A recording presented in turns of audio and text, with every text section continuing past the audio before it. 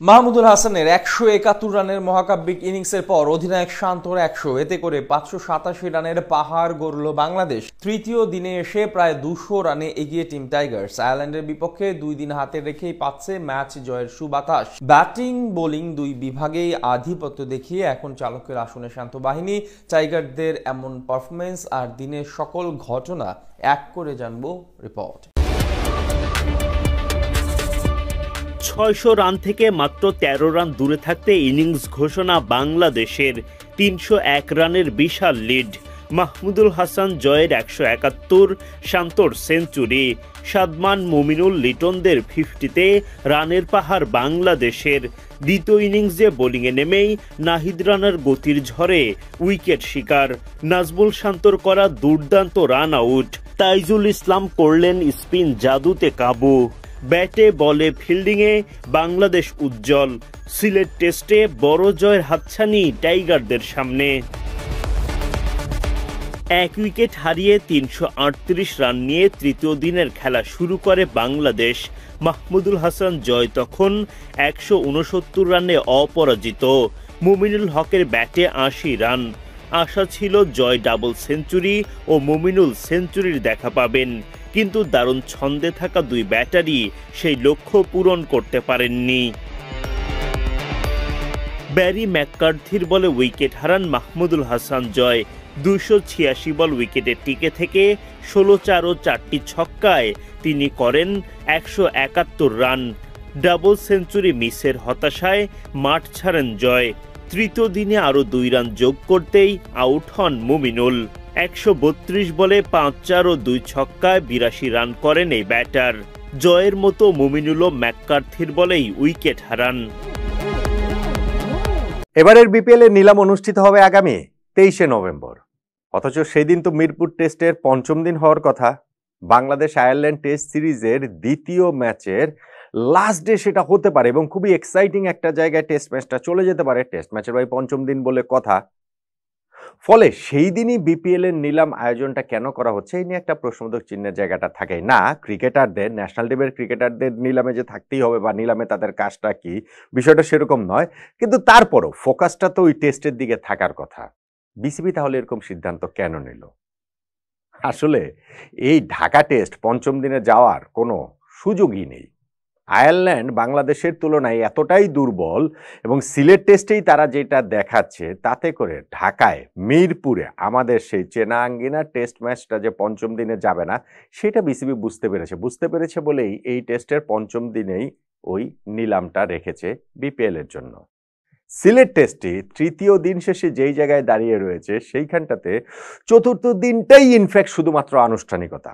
বাংলাদেশ ম্যাচটা জিতে যাবে, বিশাল ব্যবধানে জিতে যাবে, ইনিংস ব্যবধানে জিতে যাবে এবং ওই রকম একটা জায়গাতেই এখন এই আয়ারল্যান্ডের বিপক্ষে সিরিজটা দাঁড়িয়ে রয়েছে। তৃতীয় দিনে বাংলাদেশ আমাদের প্রথম দিন শেষে সেইটাকে ধরেন 50-50, ধরেন 60-40 বাংলাদেশের পক্ষে বলতে পারতেন, কিন্তু দ্বিতীয় দিনে বাংলাদেশের পক্ষে আধিপত্যটা প্রবলভাবে প্রতিষ্ঠিত হয়েছে। আর তৃতীয় দিন শেষে সেই আধিপত্যটা মোটামুটি পূর্ণতা পাওয়ার পথে। হয়তোবা এই দিনই আর হাফ এন আওয়ার সময় পেলে ম্যাচটা 3 দিনেই শেষ হয়ে যেতে পারত। সিলেট টেস্টের এই তৃতীয় দিনে বাংলাদেশের এই আধিপত্যে আসলে মোমেন্ট অফ দ্য ডে কোনটা সেটা নিয়েই আলোচনাটা করছি। একজন ক্রিকেটারের দুইটা মোমেন্টকেই কি আসলে বলবেন ভিন্ন দুইটা ভূমিকাতে? এমন একটা অবস্থায় এই সিলেট টেস্ট যে বাংলাদেশের ব্যাটসম্যানদের সবার জন্যই আফসোস।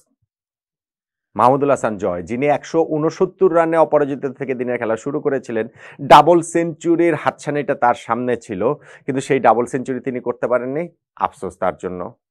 মুমিনুল হক, যিনি ৮০ রানে থেকে খেলা শুরু করেছিলেন, সেঞ্চুরির সুবাস পাচ্ছিলেন যিনি, এবং তিনি সেই সেঞ্চুরিটা করতে পারেননি, তার জন্য ওই সেঞ্চুরি না করতে পারার আফসোস।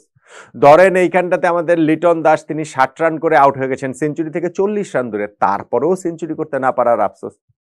ধরেন ইভেন নাজমুল হোসেনের সাথে যিনি সেঞ্চুরি করেছেন তারও ওরকম আফসোস হতে পারে যে দূর সেঞ্চুরির পরপরই কেন আউট হয়ে গেলাম, সেঞ্চুরিটাকে তো আরো অনেক বড় রূপ দেওয়া যেতে পারত। এমনকি মুশফিকুর রহিম আমাদের টপ 6 ব্যাটসম্যানের মধ্যে যিনি একমাত্র 50+ স্কোর করেননি, 23 রানে আউট হয়েছেন, তারটাও মনে হচ্ছে যে একটা বিগ মিস হয়ে গেল। ক্যারিয়ারের 99 নম্বর টেস্ট ম্যাচে একটা বিগ ইনিংস তো আসলে হতেই পারতো, এরকম একটা স্টার্ট পেয়ে গেছিলেন, 23 রান করেছেন মাত্র, কিন্তু তাও মনে হচ্ছে যে বড় একটা ইনিংস তিনি আসলে মিস করলেন। আসলে আয়ারল্যান্ডের বোলারদের নিয়ে বাংলাদেশের ব্যাটসম্যানরা মোটামুটি ছেলে খেলায় মেতে উঠেছিল এবং সেই কারণেই যেই রান করেছেন আরও কেন করতে পারেন ওরকম একটা আফসোসের জায়গা তৈরি হয়েছে। আয়ারল্যান্ড তাদের প্রথম ইনিংসে তাদেরকে 286 রানে বাংলাদেশ অল আউট করে দিয়েছিল এবং এই দিন থার্ড ডেতে এসে আমরা খেলাটা শুরু করেছিলাম 1 উইকেটে 338 রানে, সেইখান থেকে আমরা 8 উইকেটে 587 রানে গিয়ে ইনিংস ঘোষণা করি, অর্থাৎ আয়ারল্যান্ডের চেয়ে 301 রানে এগিয়ে থেকে, এবং দিনের খেলাটা আয়ারল্যান্ড শেষ করেছে 5 উইকেটে 86 রানে, অর্থাৎ আইরিশরা এখনো আমাদের চেয়ে, বাংলাদেশের চেয়ে 215 রানে পিছিয়ে আছে। ফলে বাংলাদেশের জয়টা নিশ্চিত, বাংলাদেশের ইনিংস ব্যবধানে জয়টা নিশ্চিত, এবং তৃতীয় দিন পেরিয়ে চতুর্থ দিন কত তাড়াতাড়ি আসলে ম্যাচটা শেষ হয়ে যাবে সেটাই শুধুমাত্র, ওই প্রশ্নের মীমাংসাটাই শুধুমাত্র আসলে বাকি রয়েছে। তৃতীয় দিনে যে খেলাটা হয়েছে সেইখানটাতে আমাদের ব্যাটসম্যানরা ডমিনেট করেছে সেটা বলছিলাম, কিন্তু দিনের খেলার শুরুটা হয়েছিল একটু হতাশার মধ্য দিয়ে, কেননা প্রথম 19 বলের মধ্যেই সেট 2 ব্যাটসম্যান মাহমুদুল হাসান জয় ও মমিনুল হক তারা আউট হয়ে গেছেন। জয়ের ডাবল সেঞ্চুরি করা হয়নি, যেটা আমি বলছিলাম, এইজ হয়ে তিনি আউট হয়ে গেলেন 171 রানে, আগের দিনের স্কোরের সঙ্গে 2 রান যোগ করে। মমিনুল হকও স্লিপে ক্যাচ দিয়ে আউট হয়েছে, আগের দিনের 80 সঙ্গে 2 রান যোগ করে 82 রানে। এরপরে নাজমুল হোসেন শান্ত তিনি ছিলেন, মুশফিকুর রহিমের সঙ্গে একটা পার্টনারশিপ হলো। মুশফিকের আউটটাতেই তার ফ্রাস্ট্রেশনটা সবচেয়ে বেশি করেই আসলে থাকবে, যেহেতু তিনি নিজে এরকম ক্যারিয়ারের এই পর্যায়টাতে রয়েছেন, 99 নম্বর টেস্টে রয়েছেন, সেইখানেও যে ক্লোজ ইন ফিল্ডারের হাতে ক্যাচ দিয়ে তিনি আউট হয়ে গেছেন। 23 রানে শান্ত ছিলেন এবং শান্ত, তার জন্য এই ইনিংসটা গুরুত্বপূর্ণ। শান্ত এবং লিটন দাসের পার্টনারশিপটা হয়েছে, লিটন দাস 60 রান করে একটা বিগ শট খেলার চেষ্টায় 66 বলে 60 রান করে তিনি আউট হয়ে গেছেন। নাজমুল হোসেন শান্ত তিনি সেঞ্চুরিটা পেয়ে গিয়েছেন। সেঞ্চুরির সিগনিফিকেন্স বেশ কিছু জায়গা থেকে রয়েছে শান্তর, কেননা ধরেন এটা তার ক্যারিয়ারের 8 নম্বর টেস্ট সেঞ্চুরি, পুরো ক্যারিয়ারে তার 13টা স্কোর রয়েছে 50+, তার মধ্যে 8টাকেই তিনি সেঞ্চুরিতে কনভার্ট করেছেন।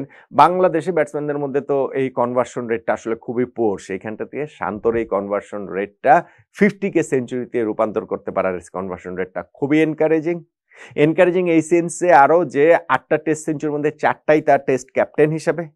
আরও এনকারেজিং যে এই টেস্ট ক্যাপ্টেন্সিটা মাঝখান দিয়ে অনেক ঘটনা প্রবাহের পর আবারও যে তিনি কন্টিনিউ করছেন, এই মোটামুটি দ্বিতীয়বার ফিরে আসায় আপনি কাগজে কলমে হিসাবে সেটা হবে না যে না লাস্ট টেস্টেও শান্ত ক্যাপ্টেন্সি করছে, এখানেও তো ক্যাপ্টেন্সি শান্তই করছেন, তাহলে আসলে কিভাবে ফিরে আসলে, কিন্তু আমি মাঝখানে ঘটনা প্রবাহ জানি। ফলে সেই দ্বিতীয় ফেরায় ক্যাপ্টেন হিসেবে এইখানটাতেও যে প্রথম ইনিংসে তিনি সেঞ্চুরিটা পেয়ে গেলেন সেটাও গুরুত্বপূর্ণ। সো সবকিছু মিলিয়ে শান্তর এই ইনিংসটা খুবই সিগনিফিকেন্ট। মেহেদী হাসান মিরা যত বেশি রান করতে পারেননি, শেষের দিক দিয়ে গিয়ে আমরা টিয়ের একটু পর 587 রানে 8 উইকেটে আমরা ইনিংসটা ঘোষণা করেছি 301 রানে এগিয়ে থেকে। হিসাবটা ছিল হচ্ছে গিয়ে ওই লাস্ট সেশনে যতটা সম্ভব পারা যায় বোলিং করে, যতটা সম্ভব একটু চাপের মধ্যে ফেলে দেওয়া আইরিশদের, এবং সেইটা বাংলাদেশ করতে পেরেছে। শুরুতে নাহিদ রানা উইকেট তুলে নিয়েছেন, কারমাইকেলের দুর্দান্ত একটা গতির ডেলিভারি থেকে বোল্ড করেছেন।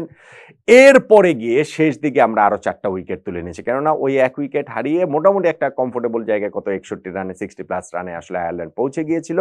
সেইখান থেকে আমরা শেষ হাফ এন আওয়ারে 4টা উইকেট ওইখানটাতে আমরা তুলে নিয়েছি, এবং তাতে করে শুরুটা করেছিলেন নাজমুল হোসেন শান্তর, তার একটা ব্রিলিয়ান্ট এফোর্ট, কারণ পল স্টার্লিং তাজুল ইসলামের ওই বলটাতে তিনি বিট হয়েছেন। কিপার যদি এখানে লিটন দাস ধরতে পারতেন তাহলে তাকে স্টাম্পিং করে ফেলতে পারতেন, কিন্তু তিনি বলটা গ্লাভসে গ্যাদার করতে পারেননি, তার গ্লাভসে লেগে বলটা চলে যায় স্লিপে দাঁড়িয়ে থাকা শান্তর কাছে, সেইটাও লাফিয়ে উঠে এবং লাফিয়ে শান্ত সেই বলটা ধরে ডিরেক্ট থ্রোতে ওই জায়গাটা থেকে আউট স্ট্যাম্প ভেঙে দিলেন পল স্টার্লিংয়ের। দেখা গেল যে তিনি রান আউট হয়ে গিয়েছেন। ফলে শান্তর এই যে রিফ্লেক্স এবং তাৎক্ষণিকভাবে যে ভাবার যে ক্ষমতা, সেই জায়গাটাতে আমরা এই উইকেটটা পেয়ে যাই। এরপরে আমরা আরো 3টা উইকেট তুলে নিয়েছি। তাইজুল এলবিডব্লিউ করলেন এবং হাসান মুরাদ ডেবুটেন্ট যিনি, তিনি শেষ দিকে গিয়ে 2টা উইকেট পেলেন, তার মধ্যেও লাস্ট উইকেটটা বাংলাদেশ আমরা ডিআরএস নিয়ে তুলে নিয়েছি। ফলে আয়ারল্যান্ড 86 5 উইকেটে খেলা শেষ করেছে এই দিন, তারা এখনো 215 রানে পিছিয়ে রয়েছে। বাংলাদেশের এই টেস্টে আরেকবার ব্যাটিং করার কোনো সম্ভাবনার জায়গাটাই নাই। আসলে এটা বোঝাই যাচ্ছিল যখন ওদের স্পিনার হামফ্রে এরকম 5টা উইকেট নিয়েছিলেন, এত ভালো বোলিং করেছেন, আমাদের স্পিনাররা যে ডমিনেট করবেন এবং সময় গড়ানোর সাথে সাথে এই উইকেট উইকেটটাতে, সেইটাও আসলে বোঝা যাচ্ছিল। সেই বুঝতে পেরেই বিসিবি ইনফ্যাক্ট ঢাকা টেস্টও পঞ্চম দিনের হিসাব থেকে বাদ দিয়ে ওই দিনে বিপিএল এ নিলামের ব্যবস্থাটা আসলে রেখে দিয়েছে। এই সিলেট টেস্টও 4 ডেতে শেষ হয়ে যাচ্ছে। তাহলে এই সিলেট টেস্টে বাংলাদেশের জয়টা নিশ্চিত করে ফেলা কেবল কাগজে কলমের আনুষ্ঠানিকতার অপেক্ষা রয়েছে। সেইখানটাতে মোমেন্ট অফ দ্য ডে কোনটাকে বলবো আমরা? আমি দুইটা মোমেন্টের কথা বলছিলাম যে একই জনের দুইটা আলাদা আলাদা ভূমিকার কথা। নাজমুল হোসেন শান্ত, প্রথমত তার ওই সেঞ্চুরির মোমেন্টটা, যেই সেঞ্চুরি মোমেন্টটার সিগনিফিকেন্সটা আমি বলেছি, ক্যাপ্টেন হিসেবে প্রত্যাবর্তনে তার এই সেঞ্চুরিটা নিঃসন্দেহে টিমের উপরে তার অথরিটি স্ট্যাবলিশ করার জন্য গুরুত্বপূর্ণ রোল প্লে করবে। আগেরবার তিনি যখন ক্যাপ্টেন ছিলেন শ্রীলঙ্কার বিপক্ষে ওই লাস্ট টেস্ট সিরিজটার প্রথম টেস্টে জোড়া সেঞ্চুরি তার ছিল, কিন্তু মোটা দাগে ক্যাপ্টেন্সি ক্যারিয়ারের ওইখানটাতে মাঝখানে একটা দীর্ঘ স্লাম ছিল, তার ব্যাটিং স্লাম ছিল, সেইখান থেকে কামব্যাক ছিল। সো এইবার যখন গতবারও শুরু করেছিলেন শান্ত সেঞ্চুরি দিয়ে ইনফ্যাক্ট নিউজিল্যান্ডের বিপক্ষে, ফলে এই সেঞ্চুরির মোমেন্টটা আমার কাছে মনে হয় গুরুত্বপূর্ণ। আর হচ্ছে গিয়ে তিনি যেভাবে রান আউটটা করে দিলেন, ওই কুইক থিঙ্কিংয়ে কুইক রিফ্লেক্সে যেভাবে রান আউটটা করে দিলেন, সো শান্তর এই দুইটা মোমেন্ট, তার সেঞ্চুরি মোমেন্ট এবং তার স্লিপে দাঁড়িয়ে ওই কুইক থিঙ্কিংয়ে পল স্টার্লিংকে যে রান আউট করেছেন, এই দুইটা মোমেন্টকেই আমার কাছে সিলেট টেস্টের তৃতীয় দিনের মোমেন্ট অফ দ্য ডে বলে মনে হচ্ছে।